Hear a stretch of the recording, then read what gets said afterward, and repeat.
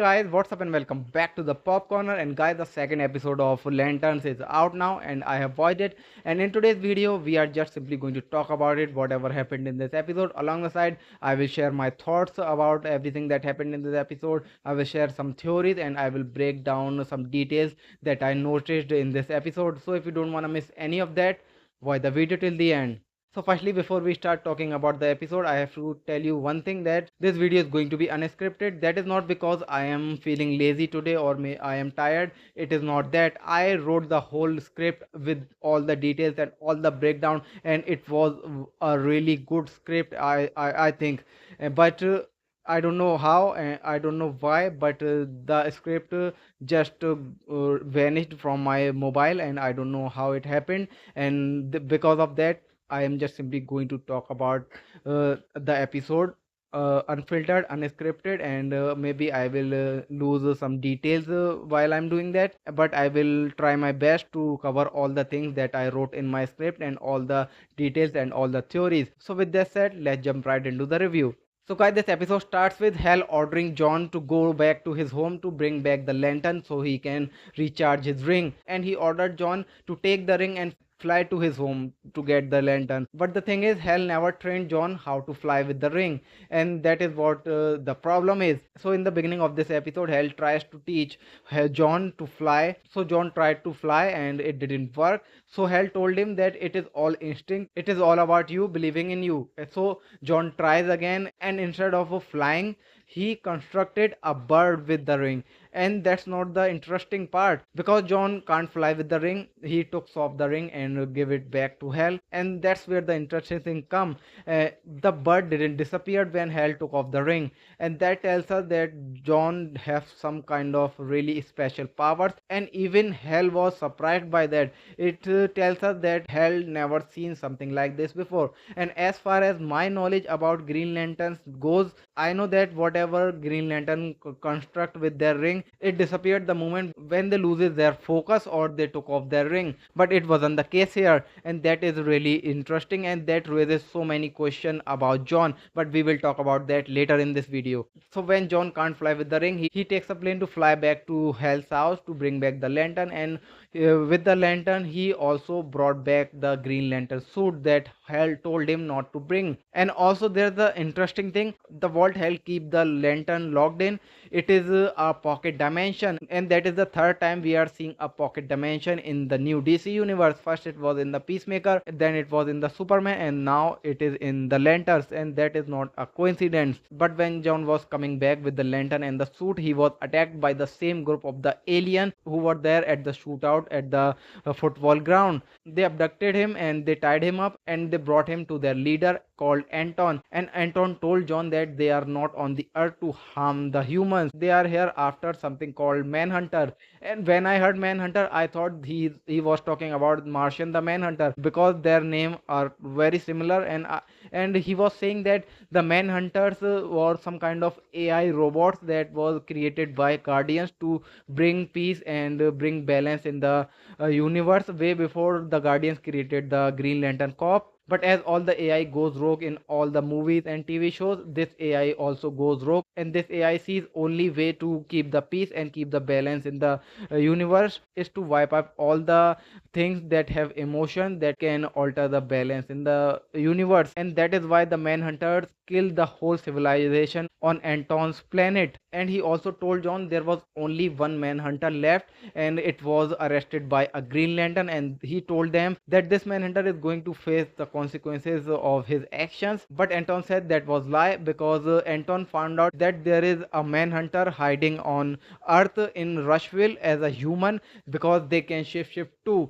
And that is why Anton and his people are on Earth to find out who he is and to kill him. And that is why that dude in the previous episode in the interrogation room told Hal that they are here for the revenge. So there is one thing to notice, that the last Manhunter was arrested by a Green Lantern, and I think that was the same Green Lantern who died in Rushville and whose ring Hal is wearing. I think that Green Lantern was transporting the last Manhunter to Oa so it can be prosecuted there.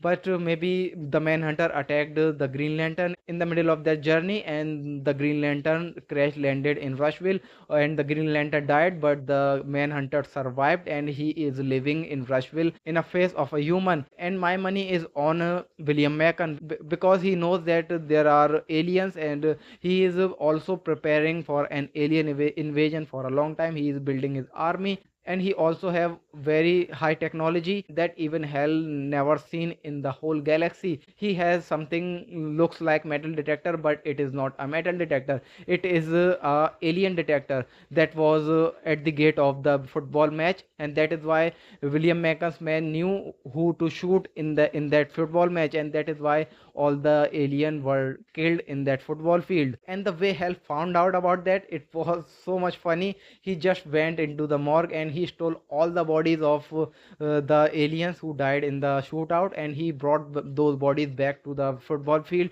and he passes the metal detector with those bodies, and that metal detector worked. And it didn't work before when Hell went through it alone. Hell was really surprised, and right after that he went to confront William Macon to ask about this technology, where he got this and who he is working for.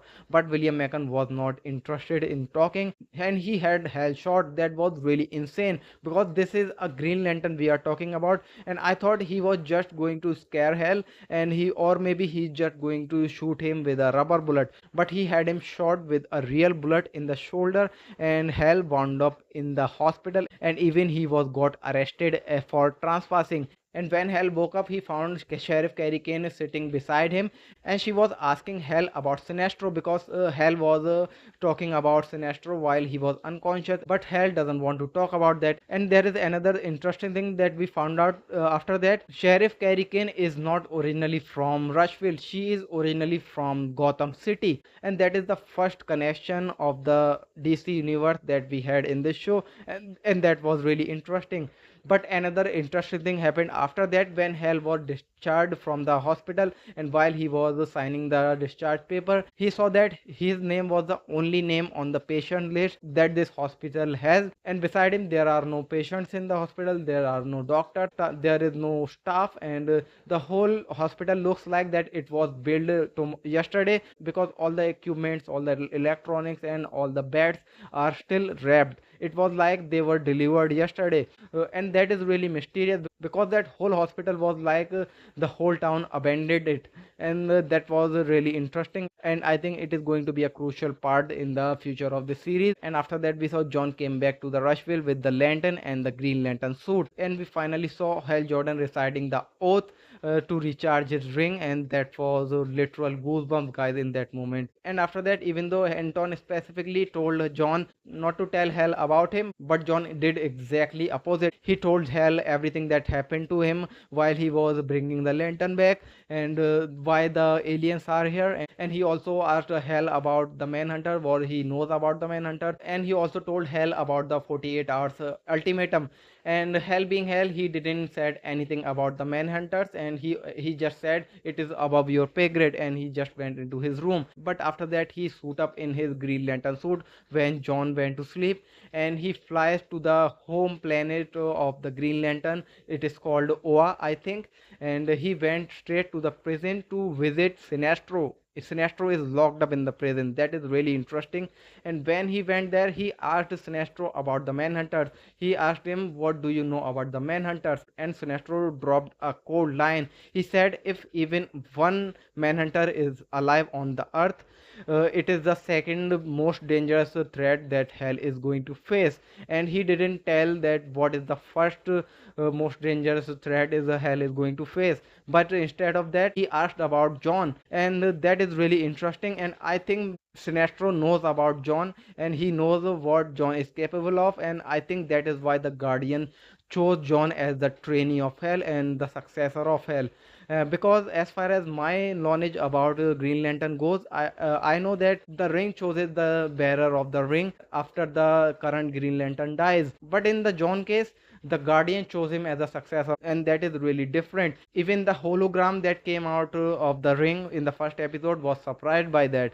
So that is really interesting, and I think the Guardian knows about the powers that John Stewart's possesses, and they know that he has some kind of very powerful willpower, and that is why his butt didn't disappear even though he took off the ring or even though he was fighting for his life. So I think that is going to unwrap in the future episode, and I think that John Stewart has a tremendous amount of power and he can be the greatest Green Lantern that we have seen. So I am really excited to see that, and I am really excited to find out how much of my theories are going to turn out to be true, and who the Manhunter really is. Is it William Macon or is it someone else? I am really excited to see that. So guys, this is what happened in this episode, and these were my theories about the future of this series, and this was my sort of breakdown of this episode. So if you guys have seen the episode, please share your experience about it, and if you have some theories or if I have made some detail or something, please share that in the comment box below with me, because I would love to know your thoughts about it. I would love to know your theories about it. So guys, that's all in this video. I'll see you in the next one. Till then, take care.